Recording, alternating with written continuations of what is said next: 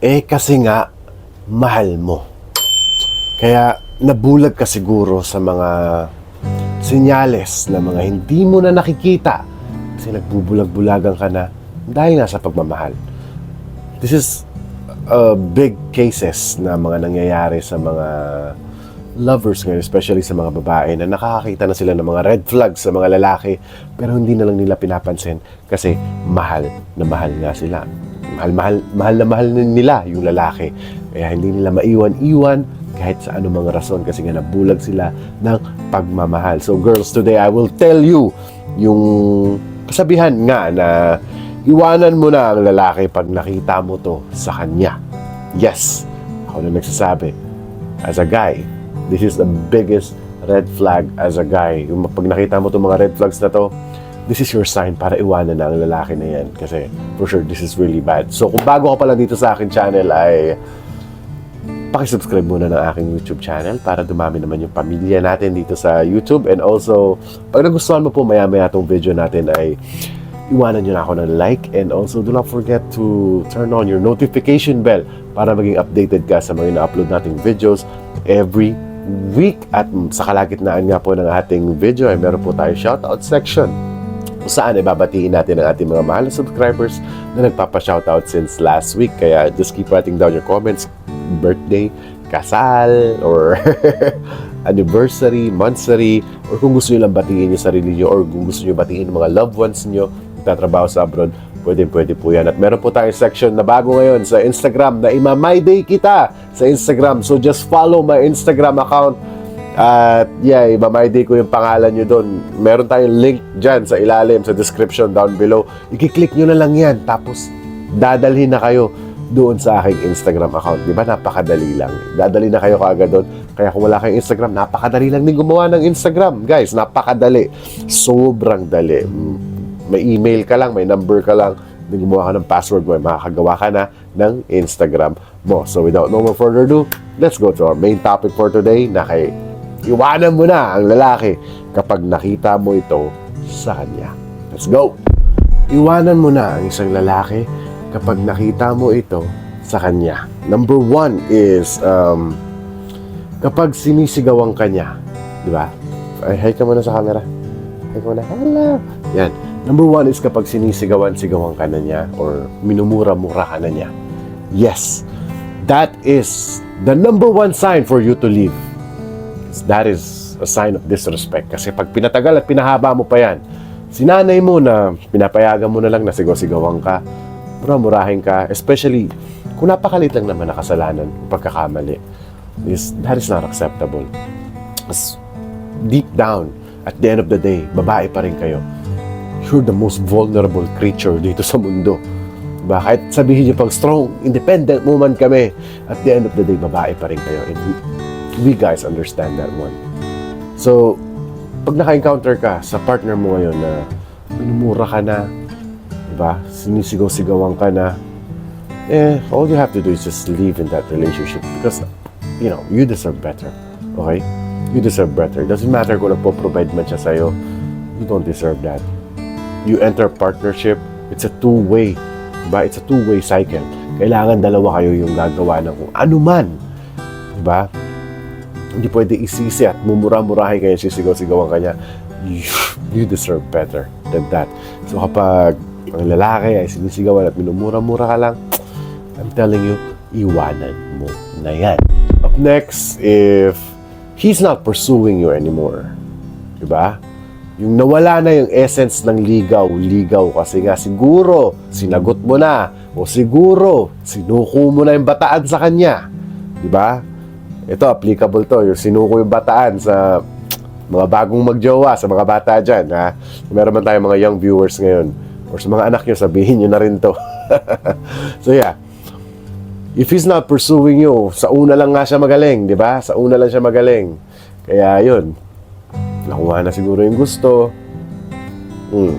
Tumigil na yung ligaw essence. Kasi me personally, I believe na kapag sinagot ka ng isang babae, you will never stop pursuing kahit ano man makuha mo sa kanya. Kasi all I know is, ayan yung pinakagusto ng isang babae. So yeah, But there's some sort of reason nga naman siguro na, di ba? Mga reasons nga, di ba, na baka yun nga lang yung habol niya sa'yo. Baka nagpakita ng tao lang siya kasi may gusto siyang makuha sa'yo. Isa rin yun, di ba? Isa rin yun. Siguro nagpakita ng tao lang siya. Nagperperso-persuhan, di ba? Kunyari, nagperperso para mahulog ka rin sa patibong niya. May ganun. That's also one reason na hindi ka na niya pinopursue. And also another reason siguro, kaya hindi ka na niya pinursue, tinanggal mo na yung makeup mo. Di ba? Nagkasama kayo matulog. Tapos nakita niya, hindi healthy yung balat mo. Di ba? Hindi masyadong healthy yung balat mo. So ano ba kailangan mo? Mag-take ka ng mga supplements, gumamit ka ng mga healthy na sabon. Kagaya ng personal na ginagamit ko ngayong araw na to. Ito ang Aria Co Prime. Ito po, magagandang product, personal po itong ginagamit. As a sabon, ginagamit ko sa katawan ko and also sa face, pwede rin. Ito yung Aria Co Prime Glutathione Gold. Ayan, napaka-effective po nito. Napaka-effective. Si Madam nga, may-ari nito, nagpapa-challenge sa 60 days eh. Para nakita ko, nagpapa-challenge siya na puputi ka kaagad, may mga before and after 60 days. And also, kailangan nyo rin alagaan yung balat nyo para maging looking young kayo palagi. Magmukha kayong bata ng balat nyo. Lalo-lalo na sa napakainit na panahon. Sa Pilipinas, gumamit kayo ng sunblock. Yan. Aria Co Prime sun cream. Made in Korea po ito lahat. Made in Korea. Tandaan nyo, alam nyo yung product ng Korea. Kapag gumawa po sila, sa Korea po ito lahat ginawa. Yung manufacturer, yung factory, nasa Korea po lahat. Yeah. Garantisadong effective. And also, kung gusto nyo nga rin po mag-glow up, diba? Para linisin, tatanggalin lahat ng mga toxins sa katawan ninyo at para maging healthy looking palalo yung mga balat ninyo, ay meron din silang Aria Prime Glow Up. Yan. Napakaganda po nito, Aria Prime Glow Up. So, yeah.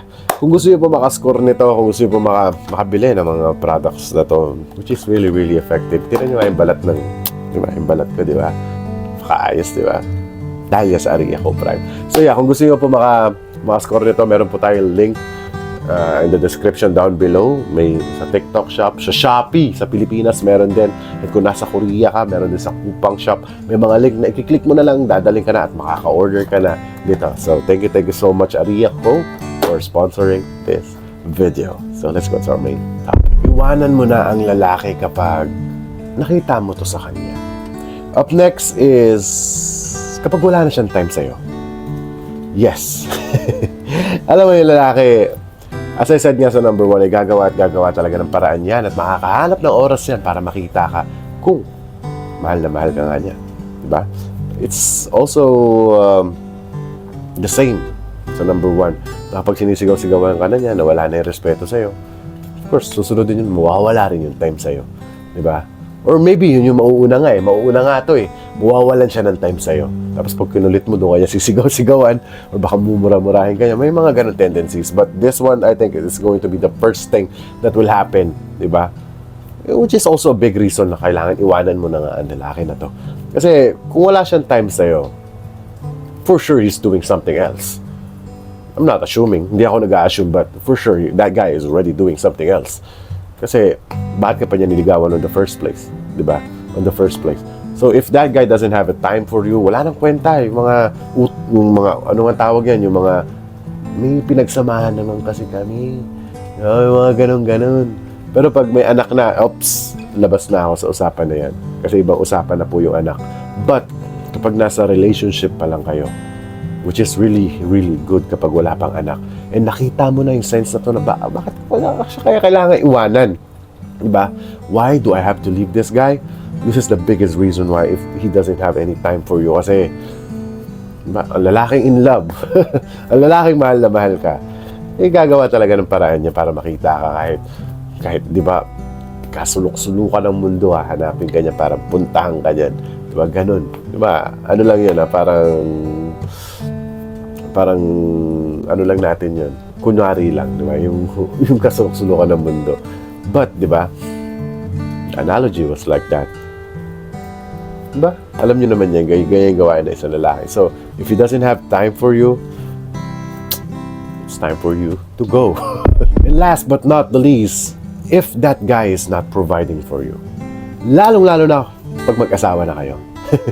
Magkasama na kayo sa bahay, let's say, magka-live-in na kayong dalawa. And if that guy is not providing for you, that is his main job. Yan yung pinaka-main na trabaho ng isang lalaki. Alam nyo yun, ha? Tandaan nyo yan. Main na trabaho ng isang lalaki yan na mag-provide sa isang babae. Diba? Kasi binahay-bahay mo yan. Alangan naman mag-50-50 kayo. Diba? Kalalaki mong tao. Pinasok mo yan, you have to be ready. I mean, this is my own belief na, di ba? Yun, binahay-bahay ka nga niya, di ba? And also, kapag bago pa lang kayo, kunyari, let's say sa mga medyo teenager ngayon, sa mga teenager naman, kapag ang lalaki na yan, hindi nagbabayad sa date. Di ba? Kasi, dumaan din ako sa pagkabata. And also, mangingi ako sa nanay ko. Oh yeah, magsisinungaling. Di ba? Magsisinungaling kami. Pero i-date namin yung mga jowa namin. Pero teenagers or kahit let's say, mga 20 plus. Siguro 20 plus kayo, may mga trabaho naman na siguro yan, mga lalaki na yan, di ba? Paying on the date. Nagbabayad lang sa mga date eh. Ayun na yung pinaka number one sign na magpo-provide yung lalaki. Na kaya kang provide niya kapag consistently nagbabayad sa date, gumagastos sa'yo. Ano naman yung malakihan, but, di ba? Yung tamang gastos lang para sa'yo. Di ba? Is the main job. So, if that guy is not providing, most especially kapag magkasama na kayo sa bahay, that's really, really a red flag. Hindi naman pwede ate na, di ba? Hindi habang buhay na hati kayo. Kasi, a guy should have a dream for his family. Kasi lalo-lalo na magkakaanak kayo in the future. Di ba? Magkakaanak kayo in the future. Let's say that, magkakaanak kayo. Hindi pwede yung tama lang. Yung kayong dalawa pa lang, kinukulang na kayo, mag-aanak pa kayo, di ba? May ganun tayong kasabihan. So, that guy needs to be responsible financially, and that is his main job when it comes to family or, let's say, sa mga bago pa lang na date. So, sana may natutunan na naman kayo ngayong araw na to sa ating video. Kaya kung nagustuhan mo tong video natin ay iwan mo muna ako ng like. Yan, like mo muna tong video na to. Yan, i-like mo na at also mag-subscribe ka kung bago ka pa lang dito, please, para dumami pa yung family natin dito sa YouTube. And also, do not forget to turn on your notification bell para maging updated ka sa ating mga in-upload na videos every week. We are still uploading 3 to 4 videos every week.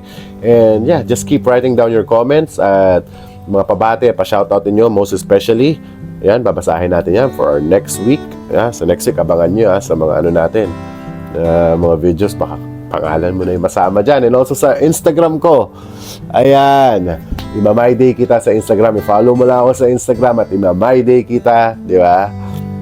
Masaya yun pag ima-my day kita, makikita mo yung pangalan ko sa Instagram. Makikita mo rin yung personal life ko bilang si Yuli Leonor outside of YouTube. And also maraming salamat for sponsoring this video, Aria Co, Glutathione and Prime Sunscreen, Aria Co Prime. Yan, napakaganda na po ng product nito. Try this out.